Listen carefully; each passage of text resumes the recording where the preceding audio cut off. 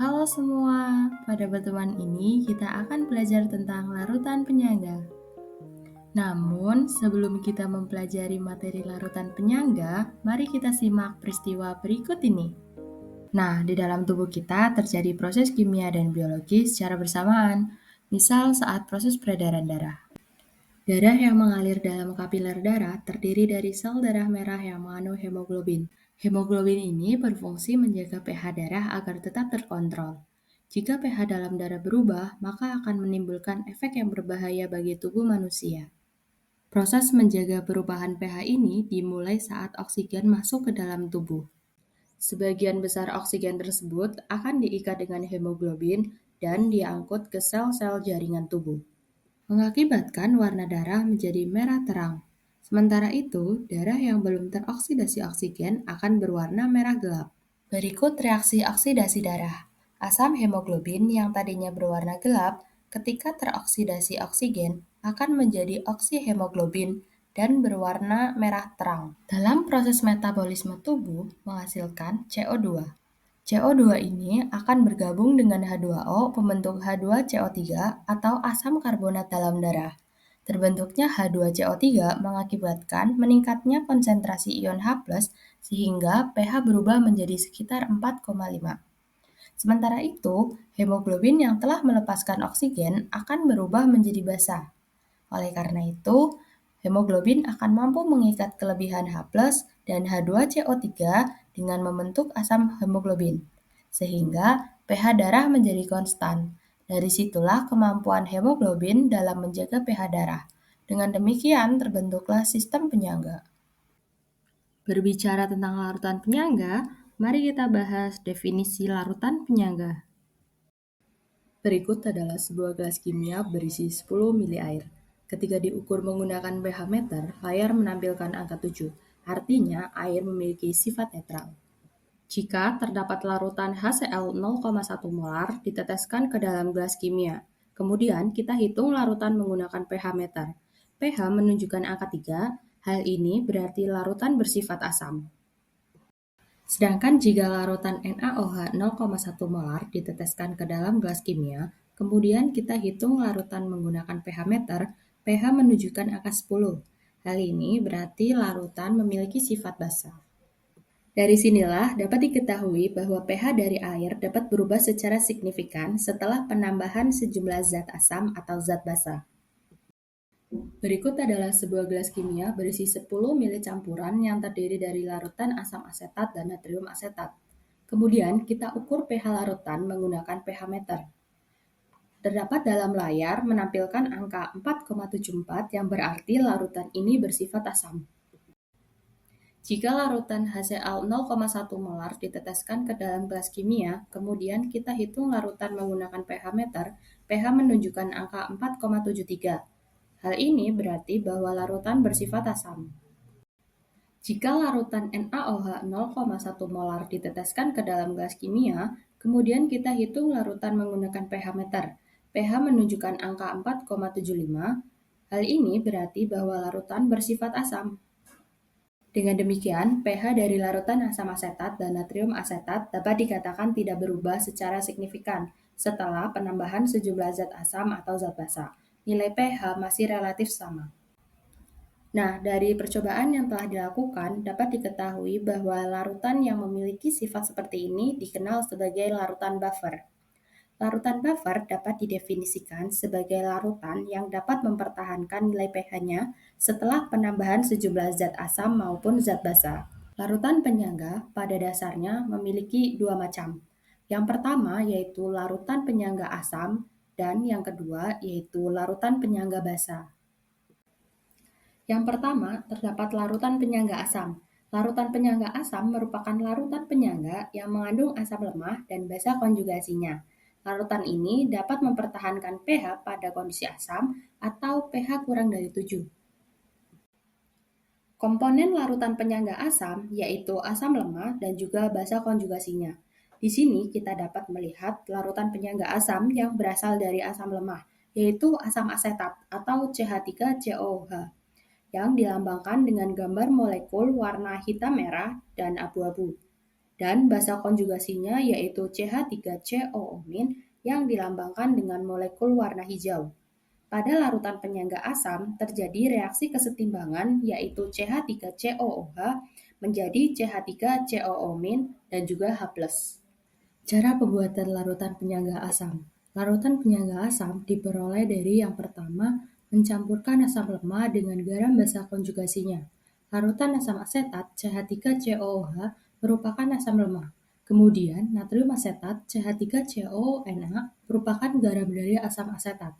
Jika natrium asetat dilarutkan ke dalam larutan asam asetat, akan terbentuk larutan buffer CH3COOH atau CH3COO-. Yang kedua, mencampurkan asam lemah dalam jumlah berlebih dengan basa kuat.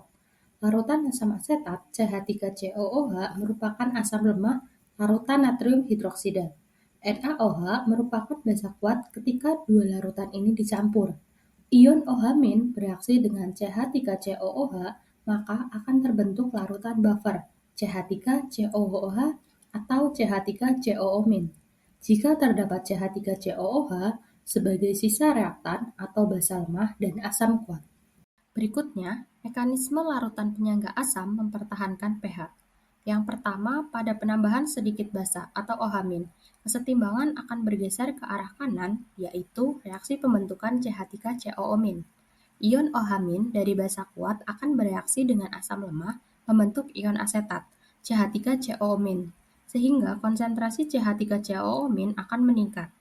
Yang kedua, pada penambahan sedikit asam atau H+, kesetimbangan akan bergeser ke arah kiri sehingga reaksi mengarah pada pembentukan CH3COOH. Dengan kata lain, asam H+ yang ditambahkan akan dinetralisasi oleh komponen basa konjugasi CH3COO-. Berikutnya yaitu perhitungan nilai pH untuk larutan penyangga asam. Bagaimana cara kita menghitung pH larutan penyangga asam? Yang pertama, kita tentukan konsentrasi ion H+ dengan persamaan konsentrasi ion H+ sama dengan Ka dikali A per G, di mana Ka tetapan ionisasi asam lemah, A sebagai mol asam lemah, dan G sebagai mol basa konjugasi.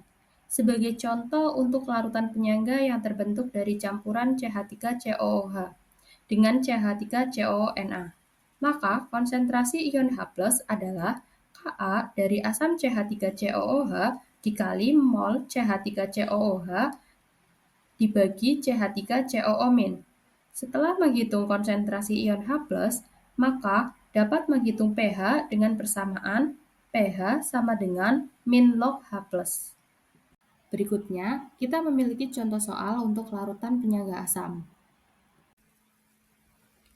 Untuk nomor A, diketahui 10 ml CH3COOH 0,1 molar dengan 10 ml larutan CH3COONa 1 molar.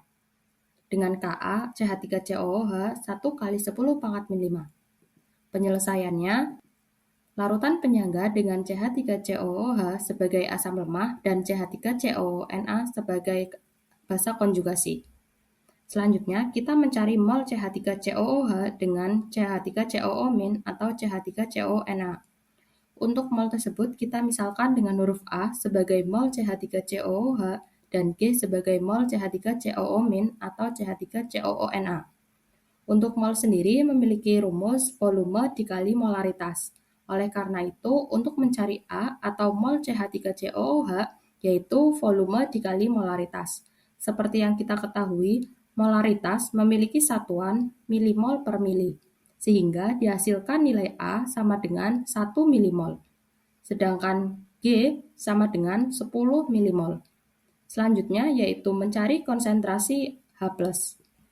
H+ memiliki rumus Ka dikali A per G. Kita memasukkan nilai Ka, A, dan G yang telah diketahui setelah dihitung. Dihasilkan konsentrasi H+ sama dengan 10 pangkat min 6. Sehingga dapat diketahui bahwa pH sama dengan 6. Untuk soal B, kita mencari mol asam lemah dan basa terlebih dahulu. Untuk asam lemah A, dengan menggunakan rumus volume dikali molaritas, dihasilkan mol sebesar 2 milimol. Untuk basa OH- dihasilkan mol sebesar 1 milimol. Selanjutnya, menuliskan persamaan reaksi kesetimbangan dari reaksi tersebut. Untuk pencampuran larutan penyangga asam lemah berlebih dengan basa kuat, harus dicari mol asam lemah dan basa konjugasi yang tersisa. Untuk mencarinya menggunakan langkah mula-mula reaksi dan setelah reaksi. Setelah diketahui mol setelah reaksi atau sisa dari CH3COOH yaitu sebesar 1 milimol dan CH3COO- sebesar 1 milimol. Masukkan ke rumus konsentrasi H+, dan dihitung pH-nya, sama seperti pada poin A. Hasil akhir pH yaitu sebesar 5. Kedua, yaitu larutan penyangga basa. Larutan penyangga basa yaitu terdiri dari basa lemah dan asam konjugasi. Larutan ini dapat mempertahankan pH pada kondisi basa atau pH lebih dari 7.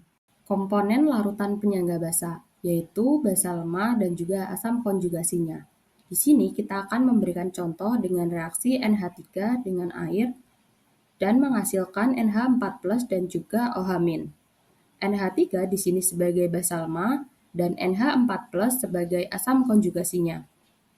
Dan menganimasikan NH3 dengan simbol warna biru putih serta NH4+ yang berwarna oranye. Berikut cara pembuatan larutan penyangga basa. Yang pertama, mencampurkan basa lemah dengan garam asam konjugasinya. Sebagai contoh, larutan amonium NH3 merupakan basa lemah. Amonium klorida NH4Cl merupakan garam dari amonium.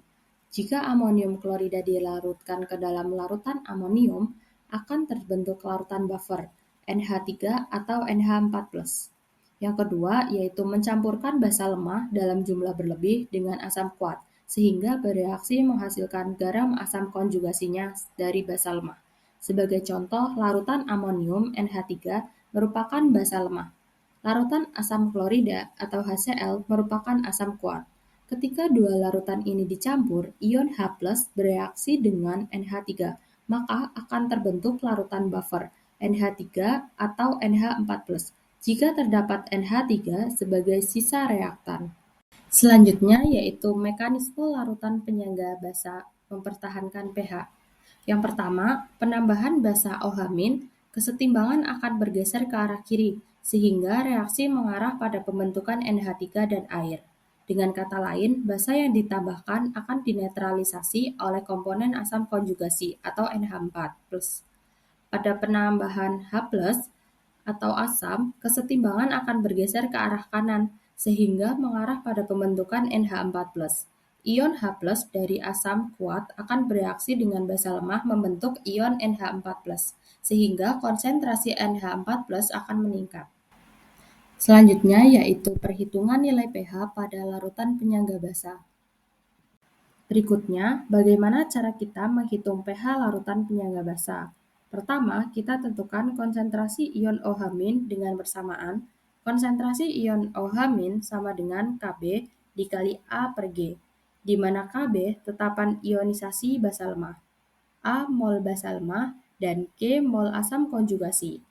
Sebagai contoh, untuk larutan penyangga yang terbentuk dari campuran NH3 dengan NH4Cl, maka konsentrasi ion OH- adalah Kb dari basa lemah NaH3 dikali mol NH3 dibagi mol NH4+. Setelah menghitung konsentrasi ion OH-, maka dapat menghitung pOH dengan persamaan pOH sama dengan min log OH-, sehingga pH sama dengan 14 min pOH.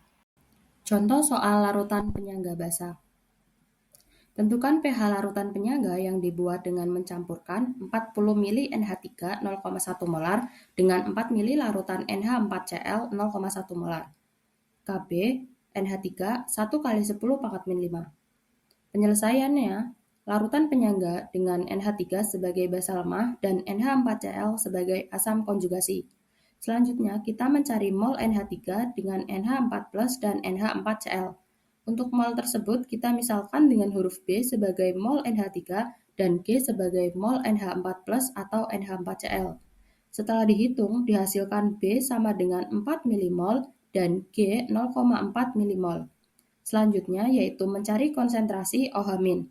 OH- memiliki rumus Kb dikali B per G. Kita memasukkan nilai Kb, B, dan G yang telah diketahui. Setelah dihitung, dihasilkan konsentrasi OH- sebesar 10 pangkat min 4. Kemudian menghitung nilai pOH. Nilai pOH dengan rumus min log OH-, sehingga dihasilkan nilai pOH sebesar 4. Yang terakhir, untuk mencari pH, yaitu 14 min pOH, sehingga pH dapat diketahui sebesar 10. Yang terakhir yaitu fungsi larutan penyangga. Yang pertama, dalam tubuh makhluk hidup. Berfungsi sebagai penyeimbang pH tubuh, larutan penyangga terdapat pada cairan intrasel dan cairan ekstrasel. Contoh larutan penyangga dalam tubuh makhluk hidup yaitu darah untuk intrasel dan air liur untuk ekstrasel. Yang kedua yaitu menjaga keseimbangan pH tanaman. Setiap tanaman memiliki pH tertentu agar dapat tumbuh dengan baik. Oleh karena itu dibutuhkan larutan penyangga agar pH dapat dijaga. Yang ketiga, larutan penyangga pada obat-obatan. Dalam industri farmasi, larutan penyangga berperan dalam pembuatan obat-obatan, agar zat aktif obat tersebut mempunyai pH tertentu. Keempat, yaitu dalam mikrobiologi industri. Dalam mikrobiologi industri digunakan sebagai pengatur pH medium pertumbuhan mikroorganisme. Yang kelima, biologi. Dalam bidang biologi digunakan untuk mengoptimalkan kerja enzim. Yang keenam, yaitu analisis kimia. Digunakan untuk analisis kualitatif dan kuantitatif pemisahan senyawa dan unsur, serta reaksi kimia dengan pH terkontrol.